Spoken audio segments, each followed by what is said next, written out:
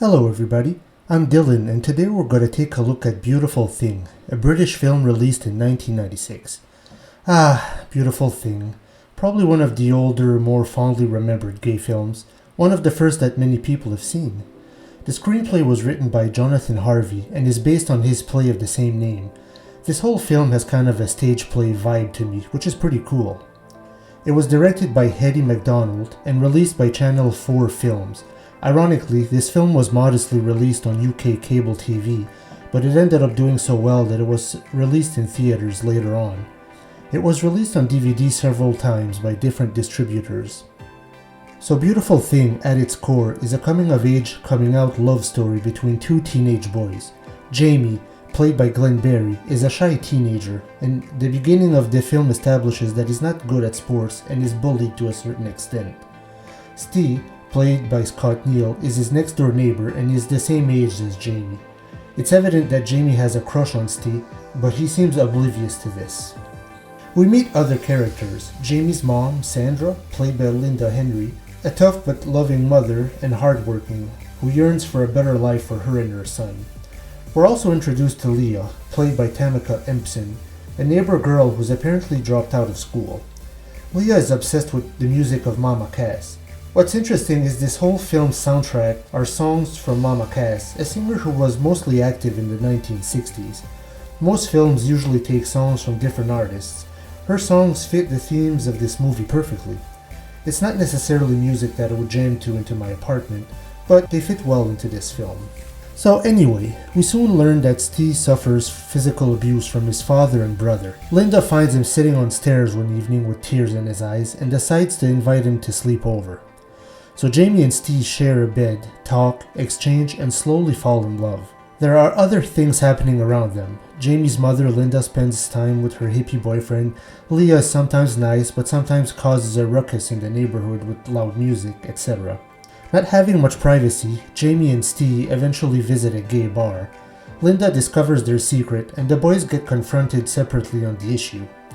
The actors do a great job in each of their parts. The drama is well sold. The final scene has the boys dancing together to a slow Mama Cass song as the neighbors reunite outside and look on.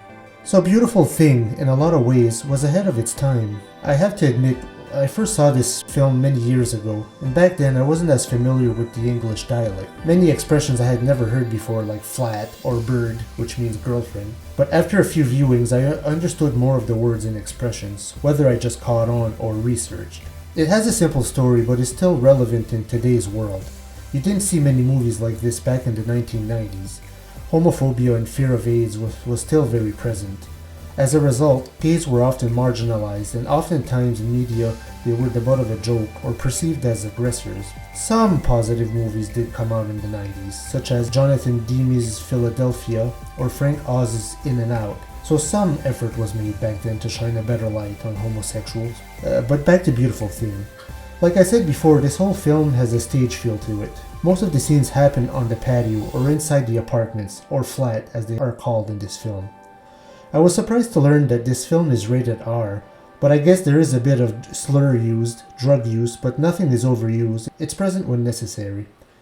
Today this movie could get a PG-13 by cutting out a few seconds. One thing I'd like to talk about is Jamie and Steve. I've seen a lot of comments that many people felt they were kind of boring characters. While I don't necessarily agree, but I think they were purposely presented as very ordinary people who just happened to be gay. Maybe Mr. Harvey wanted to break stereotypes associated with homosexuals. Thus, that's why we have these two teenagers with ordinary personalities. Obviously, the characters around them are a lot more wacky and maybe more humorous. I think this was done by design. The mother Sandra is pretty funny and probably my favorite character. She has the best one-liners. Let me try one of her lines right now. A leopard never changes its spots, and a slapper never changes her knickers. Sorry, I couldn't resist. If that line doesn't make you want to see this movie, I don't know what will. The actress who plays Leah is also pretty good. The characters around Jamie and Steve are definitely the lifeblood of the film and help to keep the mood from getting too somber. In the final scene, with Jamie and Steve facing outside with the neighbors watching, That scene always creeped me out a tiny bit. There's a good slow song playing, but you see some of the neighbors watching. Some of them seem disgusted, some of them seem to enjoy the moment. Sandra is dancing with Leah, but she has like dagger eyes looking at everyone, either afraid of being judged or afraid people will judge Jamie and Steve. It's a happy ending, but always gives me an uncomfortable feeling.